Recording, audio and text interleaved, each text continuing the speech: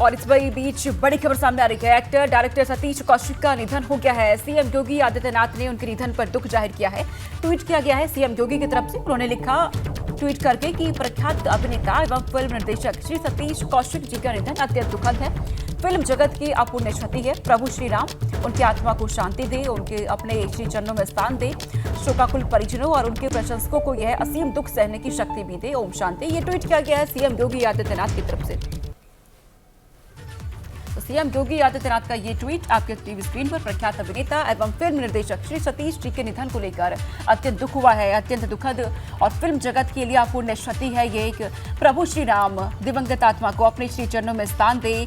शोकाकुल परिजनों और उनके प्रशंसकों को यह असीम दुख सहने की शक्ति दे। ओम शांति। ये ट्वीट किया गया है उत्तर प्रदेश के मुख्यमंत्री योगी आदित्यनाथ की तरफ से। डायरेक्टर एक्टर रहे सतीश कौशिक का अचानक से निधन हो गया। 66 साल की उम्र में अंतिम सांस ली है। इसके पीछे जो वजह सामने आई है, उन्हें हार्ट अटैक आया था, जिसके बाद गुरुग्राम के एक हॉस्पिटल में उन्हें भर्ती कराया गया, लेकिन वहां पर उनका निधन हो गया। काफी लंबे समय से बीमार वो चल रहे थे, ये जानकारी मिल पा रही है और अब खबर है कि उनका निधन हो चुका है। बॉलीवुड जगत में अच्छा खासा करियर उनका रहा है, एक अच्छा खासा नाम उनका रखा है, लेकिन अब जाकर के उनका निधन और उनके निधन की जानकारी अनुपम खेर की तरफ से ट्वीट करके दी गई। अनुपम खेर ने भी ट्वीट किया कि उनका यूं जाना बिल्कुल भी उचित नहीं। बॉलीवुड के मशहूर अभिनेता और डायरेक्टर सतीश कौशिक के निधन की दुखद खबर की जानकारी उनके सबसे करीबी और पुराने दोस्त में से एक अनुपम खेर ने खुद दी है। अनुपम खेर ने ट्वीट करके दुख जताया। उन्होंने लिखा कि जानता हूं मृत्यु ही इस दुनिया का अंतिम सच है, पर यह बात मैं जीते जी कभी अपने जिगरी दोस्त सतीश कौशिक के बारे में लिखूंगा, ये मैंने सपने भी नहीं सोचा था। 45 साल की दोस्ती पर ऐसे अचानक पूर्णविराम। साथ ही उन्होंने लिखा कि life will never be the same without you Satish. ओम शांति। 45 साल की दोस्ती पर इस तरीके से अचानक पूर्णविराम लगेगा, उनकी तरफ से ये लिखा गया है, ट्वीट किया गया। सबसे करीबी दोस्त रहे अनुपम खेर सतीश कौशिक के, उनकी तरफ से ये जानकारी दी है। उनके निधन को लेकर के उन्होंने ट्वीट किया।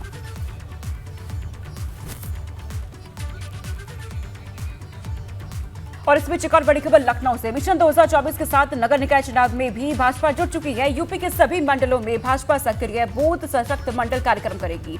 निकाय चुनाव से पहले ही बड़े कार्यक्रम करने का प्लान है। 23 फरवरी को लखनऊ में सक्रिय बूथ सशक्त मंडल के नारे के साथ कार्यशाला का आयोजन कर चुकी है भाजपा। अब मंडलों में कार्यक्रम करने की योजना पर बीजेपी यहां पर काम कर रही है।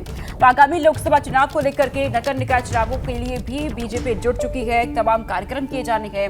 निकाय चुनाव से पहले बड़े कार्यक्रम का यहां पर एक रणनीति बना ली गई है बीजेपी की तरफ से। 2024 के साथ ही नगर निकाय चुनाव में भी भाजपा जुट चुकी है। सभी मंडलों में भाजपा सक्रिय बूथ सशक्त मंडल कार्यक्रम करने जा रही है। अनुभव शुक्ला मेरे साथ जुड़ चुके हैं। अनुभव, बीजेपी लोकसभा चुनावों के साथ साथ ही नगर निकाय चुनाव उसको लेकर के भी तैयारियों में जुट चुकी है। किस तरीके की तैयारी की जा रही है, क्या रणनीति बनाई जा रही है? देखिए, बिल्कुल बीजेपी की तैयारी पूरा फोकस 2024 के लिए है। मिशन 80 बीजेपी ने यूपी में तय किया है और उसके लिए खास कार्यक्रम शुरू किया गया, जिसको नाम दिया गया है सशक्त मंडल बूथ, सक्रिय बूथ सशक्त मंडल कार्यक्रम। तो इसके जरिए कोशिश यही है कि प्रदेश में 1918 कुल मंडल और उन मंडलों में बीजेपी ने जो अपने मंडल बनाए हैं, उसमें जो बूथ कार्यकर्ता है, यानी हर एक बूथ पर कैसे हम सशक्त बूथ कार्यकर्ता बनाए। अब पहले 21 की कमेटी होती थी बूथ की, इसको कहा कि 11 सदस्य करेंगे, तो वो बेहद सक्रिय लोग होंगे। इसकी शुरुआत लखनऊ में हुई। 23 फरवरी को हमने देखा खुद प्रदेश अध्यक्ष मौजूद रहे, महामंत्री धर्मपाल सिंह मौजूद रहे, यूपी प्रभारी राधा मोहन सिंह मौजूद रहे। और कैसे बूथ पर काम करना है, बूथ मैनेजमेंट कैसे होगा, उसको लेकर ये सारी रणनीति है। इसमें प्रशिक्षण दिया जा रहा है। फिर अलग अलग जिलों में हो रहा है। बाराबंकी के पास खुद महामंत्री धर्मपाल सिंह है, प्रदेश अध्यक्ष अलग जिले में गए। इसके जरिए आप अगर जोड़िए, अगर देखें तो 11 सदस्यों की अगर कमेटी होगी, 1918 मंडल होंगे, तो ये संख्या भी काफी हो जाएगी। और उसके अलावा 1,66,000 से ज्यादा बूथ है पूरे उत्तर प्रदेश में। तो वहाँ अगर 11 की कमेटी होगी तो ये संख्या भी पहुंच जाती है तकरीबन 18 लाख के आसपास। तो बीजेपी की ये रणनीति है कि कैसे बूथ पर अपने कार्यकर्ता को मजबूत किया जाए, बूथ को सशक्त किया जाए सक्रिय कार्यकर्ता के माध्यम से। और इसको लेकर अब सभी मंडलों में प्रदेश के जितने भी बीजेपी ने अपने मंडल बनाए हैं, 1918 मंडल है, उन सभी जगहों पर इसी तरह से ये सक्रिय सशक्त जो कार्यकर्ता है बूथ के, उनके बैठकें होंगी, उनका ये कार्यक्रम होगा। बिल्कुल, यानी भाजपा बड़ी रणनीति कर रही है, बना रही है। बहुत शुक्रिया अनुभव, तमाम जानकारी हम तक पहुंचाने के लिए। और इस बीच एक और बड़ी खबर, पार्टी नेताओं से मुलाकात करेंगे अखिलेश यादव। लखनऊ पार्टी कार्यालय पर नेताओं के साथ मुलाकात होनी है। सपा के कई बड़े नेता मुलाकात के दौरान मौजूद रहेंगे। नेताओं के साथ चुनाव के लिए रणनीति बनाई जाएगी। अखिलेश यादव की तरफ से तमाम कार्यकर्ता, पार्टी के बड़े नेता इस दौरान मौजूद रहने वाले हैं और आगामी चुनावों को लेकर के यहाँ रणनीति बनाई जाएगी। सपा के कई बड़े नेता इस कार्यक्रम में यहाँ मौजूद रहेंगे। पार्टी कार्यालय पर ये मीटिंग होने जा रही है जिसमें अखिलेश यादव पहुंच रही है। आगामी चुनावों को लेकर के रणनीति यहाँ पर बनाई जाएगी कि किस तरीके से काम करना है। आगामी चुनावों को फतेह करने के लिए सपा अध्यक्ष अखिलेश यादव खुद मैदान में उतर रही हैं। लगातार दौरे उनकी तरफ से किए जा रहे हैं।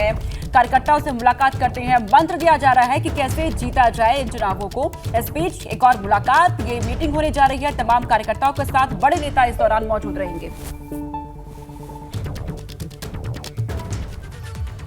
गोरखपुर में मुख्यमंत्री योगी आदित्यनाथ ने आज जनता दरबार लगाया। इस दौरान सीएम योगी ने लोगों की समस्याएं भी सुनी। साथ ही मौके पर अधिकारियों को समस्याओं का तुरंत हल करने के आदेश भी दिए हैं। जनता दर्शन में 300 से अधिक फरियादी यहां पर पहुंचे। इससे पहले सीएम ने बाबा गोरखनाथ में पूजा अर्चना की है और गौशाला जाकर सेवा की। वहीं आज सीएम गोरखनाथ मंदिर में, नवनिर्मित मंदिर में मां काली, गणेश और भैरव जी की प्राण प्रतिष्ठा कार्यक्रम में शामिल रहने वाले हैं। इस मौके पर विशाल भंडारा भी आयोजित किया जाएगा। इसमें भी मुख्यमंत्री मौजूद रहेंगे। आज मुख्यमंत्री के गोरखपुर दौरे का अंतिम दिन और ये 2 तस्वीरें आपके टीवी स्क्रीन पर। सीएम योगी ने जनता दरबार लगाया है जहां पर तकरीबन 300 से अधिक फरियादी पहुंचे। अपनी फरियाद लेकर के अपनी समस्याओं को मुख्यमंत्री के सामने रखा है। सीएम योगी ने एक एक करके सभी की समस्याओं को सुना और वहां पर मौके पर मौजूद अधिकारियों को इन समस्याओं का फौरन निस्तारण करने के निर्देश भी दिए हैं। इसी के साथ एक और तस्वीर सामने आई कि वहां पर जो छोटे बच्चे मौजूद थे इन महिलाओं के साथ, जो टीवी स्क्रीन पर आप देख रही हैं, सीएम योगी ने उन्हें चॉकलेट दी है। उन बच्चों को टॉफी भी दी है जो अक्सर सीएम योगी आदित्यनाथ करते हुए नजर आते हैं। और इस बीच प्रयागराज से एक और बड़ी खबर, मेजपाल हत्याकांड में कई जगह छापेमारी की जा रही है। यूपी के अलावा बिहार, पश्चिम बंगाल समेत कई जगहों पर रेड डाली गई है। एनकाउंटर स्पेशलिस्ट अनंत देव तिवारी भी जांच में अब जुट चुके हैं। अतीक अहमद के बेटे समेत 5 शूटर अब भी फरार बताए जा रहे हैं। असद अहमद और शूटरों के नेपाल भागने की आशंका इस बीच जाहिर की जा रही है। जांच एजेंसियों की एक टीम फिर से नेपाल बॉर्डर पहुंची है। बॉर्डर और आसपास के इलाकों में भी छापेमारी की जा रही है, छानबीन की जा रही है। कुछ पुलिसकर्मी जांच के लिए नेपाल भी भेजे गए हैं। सूत्रों के हवाले से ये भी जानकारी। वहीं एक बड़े अफसर को भी तैनात कर दिया गया इस पूरे मामले में, अनंत देव तिवारी, जो इस जांच में जुड़ चुके हैं। मोइन हमारे साथ बने हुए हैं। मोइन, उमेशपाल हत्याकांड के 14 दिन बीत चुके हैं लेकिन इस पूरे मामले में अभी भी शूटरों की तलाश जारी है। क्या अपडेट आपको मिल पा रहा है, क्योंकि एक और बड़े अफसर की तैनाती कर दी गई है। अब कैसे इस पूरे मामले में जांच की जा रही है? देखिए, उमेशपाल शूटआउट केस का आज 14वां दिन है और अगर हम बात करें तो जो 5 शूटर ऐसे हैं जिन पर 2.5 लाख रुपए का इनाम घोषित है और जिन पर आरोप ये है कि वो सीधे तौर पर वारदात में शामिल थे, शूटआउट उन्होंने किया था, उन पर उनकी तलाश के लिए जो है वो उनकी तलाश जो है तेज की गई है। इस बीच आशंका ये जताई जा रही है कि तमाम राज्यों में छापेमारी की गई। प्रयागराज के साथ साथ उत्तर प्रदेश के तकरीबन 20 जिलों में छापेमारी हुई और महाराष्ट्र, बंगाल, बिहार, मध्य प्रदेश, दिल्ली समेत आधा दर्जन से ज्यादा राज्यों में छापेमारी की गई, लेकिन शूटरों का कोई पता नहीं चला। ऐसे में आशंका ये जताई जा रही है कि जो शूटर हैं वो नेपाल भाग सकते हैं। इस आशंका के मद्देनजर एक टीम फिर से नेपाल बॉर्डर पर भेजी गई है। वो शूटरों की तस्वीर और जो सीसीटीवी वीडियो है उसके साथ गए हुए हैं। वहां पर जो पुलिसकर्मी डिप्यूट रहते हैं उनको ये सारी जो सामग्री है, चाहे वो तस्वीरें हों चाहे सीसीटीवी फुटेज हो, उनको हैंडओवर की जा रही है। उनसे जानकारी में जुटाई जा रही है, उनसे मदद करने को कहा गया है और ये भी जानकारी मिली है कि गुपचुप तरीके से पुलिस की एक टीम नेपाल भी भेजी गई है ताकि अगर वहां इन शूटरों का कोई पता चले तो उन्हें वहां से यहाँ पर लाया जा सके और यहाँ से गिरफ्तारी दिखाई जा सके। यानी हर उस जगह जांच एजेंसी पहुंच रही है जहां से भी सुराग मिल रही है, जहां से भी सूचना मिल रही है। बहुत शुक्रिया मोइन तमाम जानकारी पहुंचाने के लिए। वक्त आ रही बड़ी खबर का, अलीगढ़ से ये बड़ी खबर। एक ही परिवार के 3 लोगों ने आत्महत्या कर ली है। महिला और उसके 2 बेटियों ने खुदकुशी की, डिप्रेशन की वजह से आत्महत्या की है। महिला के पति की कई साल पहले मौत हो चुकी है। महिला लंबे वक्त से बीमार चल रही थी। कोतवाली क्षेत्र के भुजपुरा इस्लाम नगर की ये पूरी घटना, जहां पर 3 महिलाओं ने एक साथ खुदकुशी कर ली है। बताया जा रहा है कि महिला के पति की कई साल पहले ही मौत हो चुकी है और इसी के वजह से परेशान चल रही थी, आर्थिक तंगी से परेशान चल रही थी ये परिवार और तीनों ने एक साथ आत्महत्या कर ली। फिलहाल जो इलाके के लोग हैं उनका ये कहना है कि उपरोक्त महिला के पति की मृत्यु कई वर्ष पहले हो गई थी और उसकी सेहत जो है इस महिला की वो काफ़ी ख़राब थी, लीवर आदि की उसको समस्याएं थी। ये सब बातें जो पड़ोसी ने बताई हैं उनके द्वारा यह भी बताया गया कि उपरोक्त कारणों से वह परेशान थी और अवसादग्रस्त था परिवार, और इस परिवार के द्वारा ऐसा कदम उठाया गया है। फिर भी इसकी साइंटिफिक इन्वेस्टिगेशन को देखते हुए विसरा रिपोर्ट आदि प्राप्त होने पर आगे की विधिक कार्रवाई की जाएगी। फिलहाल किसी के भी द्वारा कोई भी अपराध होने की तहरीर पुलिस के सामने प्रस्तुत नहीं की गई है।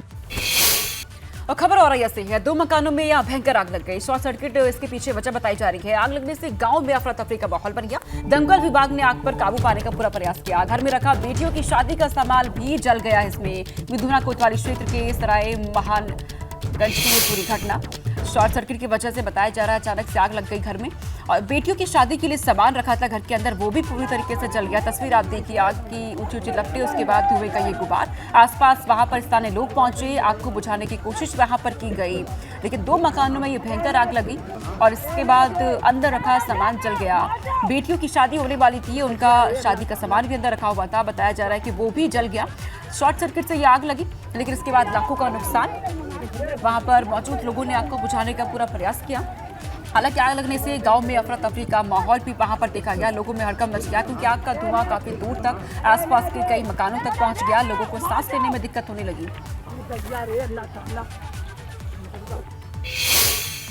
बागपत के हिलवाड़ी गांव में एक युवक की धारदार हथियार से हत्या कर दी गई। वारदात के बाद आरोपी फरार है, जिसके बाद युवक के परिजन ने हंगामा शुरू कर दिया। दरअसल मृतक विक्की एक युवक के साथ उसके ही मकान में बैठकर शराब पी रहा था।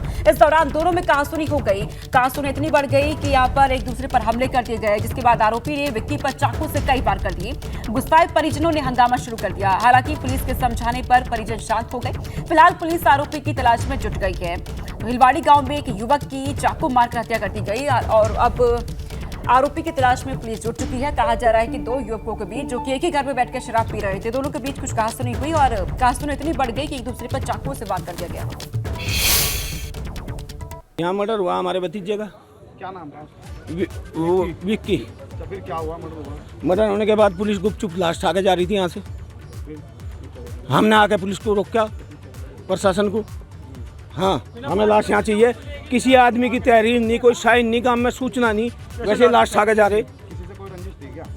रंजिश नहीं। बापू मारा क्या था पहले? किसी से कोई रंजिश थी? फिलहाल तो कोई नहीं था। फिलहाल कोई नहीं थी। उसको चक्कू से मारा विक्की को। क्या मारा? कहाँ मारा? यही मारा।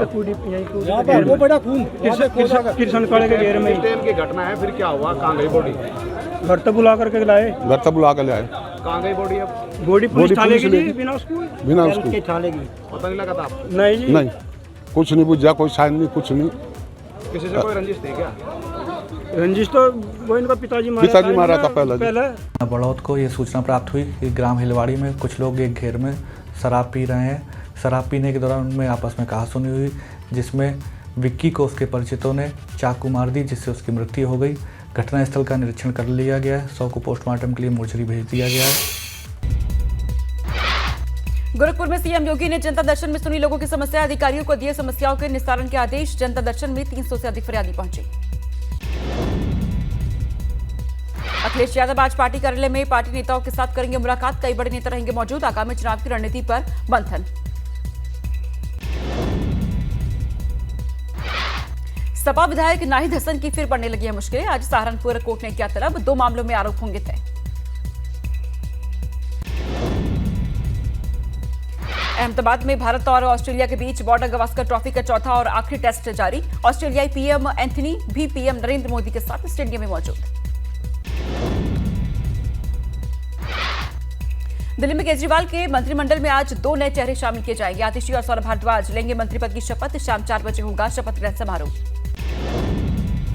शराब नीति घोटाले में कम नहीं हो रही मनीष सिसोदिया की मुश्किलें। प्रवर्तन निदेशालय की टीम आज भी करेगी पूछताछ। सुबह 11 बजे तिहाड़ जाएगी ईडी की टीम। आज पेश होगा महाराष्ट्र सरकार का बजट। एकनाथ शिंदे के नेतृत्व वाली सरकार का पहला बजट महाराष्ट्र के उप मुख्यमंत्री और वित्त मंत्री देवेंद्र फडणवीस करेंगे पेश। नहीं रहे जाने माने अभिनेता और निर्देशक सतीश कौशिक 66 साल की उम्र में ली अंतिम सांस। हार्ट अटैक के बाद गुरुग्राम के अस्पताल में कराया गया था भर्ती। औरैया में तार से हुई शॉर्ट सर्किट से 2 मकानों में लगी भयंकर आग। घर में रखा लाखों का सामान जलकर खाक। बेटियों की शादी के लिए रखा गया था सामान भी जला। देहरादून के राज प्लाजा कॉम्प्लेक्स में लगी आग। कई दुकानें आग की चपेट में आई। लाखों का सामान का हुआ नुकसान। फायर ब्रिगेड की गाड़ियों ने बमुश्किल आग पर काबू पाया। पौड़ी में बस अड्डे के पास 2 दुकानों में भड़की आग। फायर सर्विस टीम ने कड़ी मशक्कत के बाद आग पर काबू पाया। आग की घटना से दुकानदारों को काफी नुकसान पहुंचा।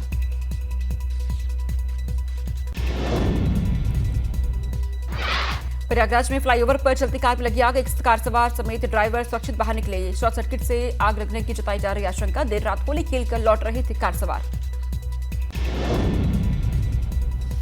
ललितपुर में होली पर बेतवा नदी में नहाने गए 2 युवक डूबे। रात भर चलाया गया सर्च अभियान। सुबह तक दोनों युवकों के बारे में नहीं मिली कोई जानकारी। गाजियाबाद में हार्ट अटैक से 30 साल के युवक की मौत। डीजे पर डांस करते वक्त आया हार्ट अटैक। प्रोफेशनल फोटोग्राफर था मरने वाला युवक। काशीपुर में युवक की हत्या के बाद आक्रोशित लोगों का हंगामा। होली के दिन डीजे पर डांस के दौरान हुआ था बवाल। पुलिस ने एक युवक को हिरासत में लिया। बागपत केलवाड़ी गांव में युवक की चाकू मारकर हत्या। कहासुनी के चलते किया गया मर्डर। वारदात के बाद आरोपी मौके से फरार। गुस्साए परिजनों ने किया हंगामा।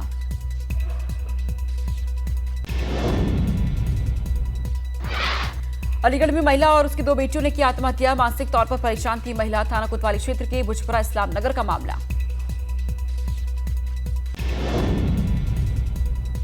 मथुरा में श्री कृष्ण जन्मभूमि केस के वादी को मिली धमकी। मुख्यवादी आशुतोष पांडे को मामले में पैरवी न करने की धमकी दी गई। पीड़ित ने पुलिस में दर्ज कराई शिकायत। लखनऊ के पारा इलाके में पुरानी रंजिश में फायरिंग। बदमाशों ने घर में घुसकर 2 युवकों को गोली मारी। घायल हालत में अस्पताल में कराया गया भर्ती। गाजियाबाद में आपसी विवाद में चाकूबाजी। पड़ोसी ने 2 महिलाओं को चाकू मारकर किया घायल। फरार आरोपी की तलाश जारी। लोनी इलाके के प्रेमनगर कॉलोनी की वारदात।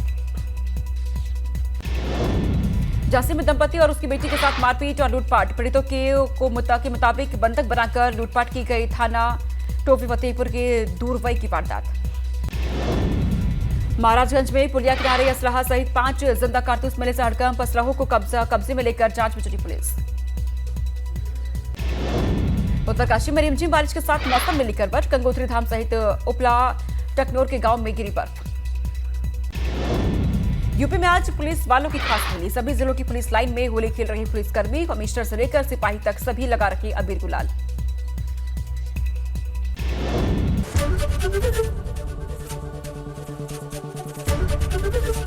एबीपी गंगा, खबर आपकी, जुबान आपकी।